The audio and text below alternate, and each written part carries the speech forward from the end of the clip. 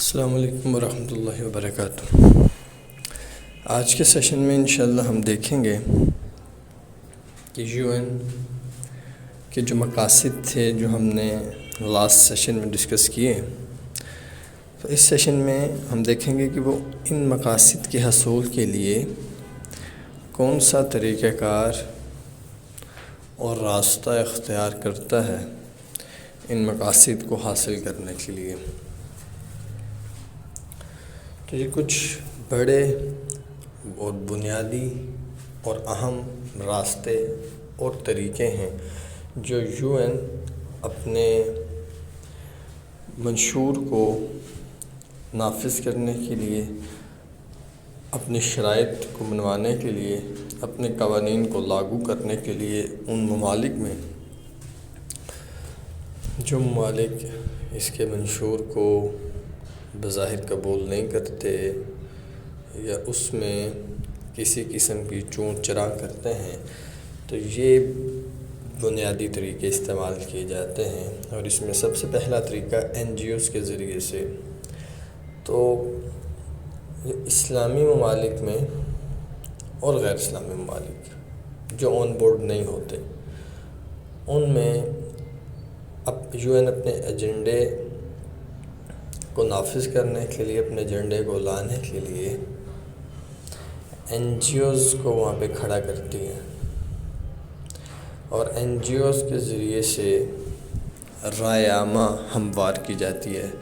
Grass root level پہ working کی جاتی ہے، عام سادہ لوگ مسلمانوں کی یا اس کمیونٹی کی ذہن سازی کی جاتی ہے،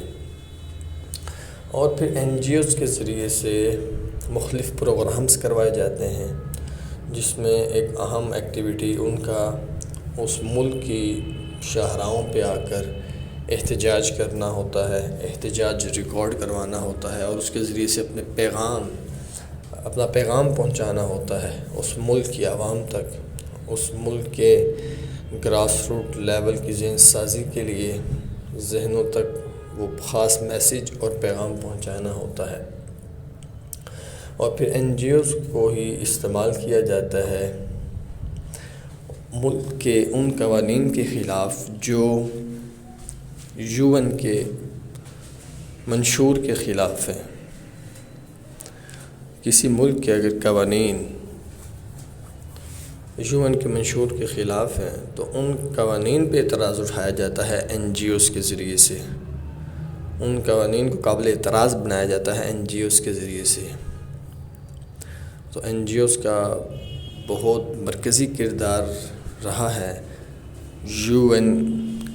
کے اعلیٰ کار بن کے کام کرنے کے حوالے سے، UN کے اصول و ضوابط و شرائط و قوانین اور مقاصد کے حصول کو ممکن بنانے کے لیے بہت بڑا جو کردار ادا کیا وہ NGOs نے کیا ہے اور کر رہی ہیں۔ ایسے ہی میڈیا وار کے ذریعے سے جو دوسرا بڑا ٹول ہے، جس میں 80% مور دین 80% جو شیئر ہے پوری دنیا کے میڈیا کا، وہ یہود کے قبضے میں ہے، اور میڈیا کے ذریعے سے جو پینیٹریشن ہو گئی ہے عام بچے، چھوٹے بچے تک، اس کے ذریعے سے ذہن سازی کرنا، وہ موویز ہیں، وہ ڈرامے ہیں، وہ کارٹونز ہیں، وہ گیمز ہیں، وہ ایڈز ہیں، یا اس کے علاوہ لائیو پروگرامز ہیں، ڈیبیٹس ہیں، یا اس کے علاوہ کسی بھی قسم کی کوئی ایکٹیویٹی ہے جو میڈیا کے ذریعے سے، اس میں سوشل میڈیا، اس میں الیکٹرانک میڈیا اور اس میں پرنٹ میڈیا کا کردار ہے، تو ان میڈیمز کو استعمال کیا جاتا ہے، اور UN ان میڈیمز کو استعمال کر کے اپنے ایجنڈے کو وہاں پہ ان کرتا ہے، پینیٹریٹ کرتا ہے، اور عام عوام کی، اس ملک کے عام عوام کی ذہن سازی کے لیے بہت افیکٹو ایک رول پلے کر رہا ہے یہ میڈیم، اور اس کے ذریعے سے بہت کم وقت میں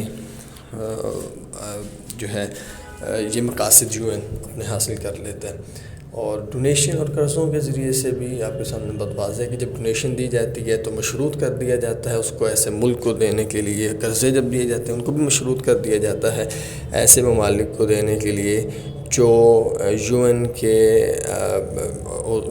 کے چارٹر کے کسی اصول کو، کسی شق کو، کسی سیکشن کو قبول نہیں کرتے، تو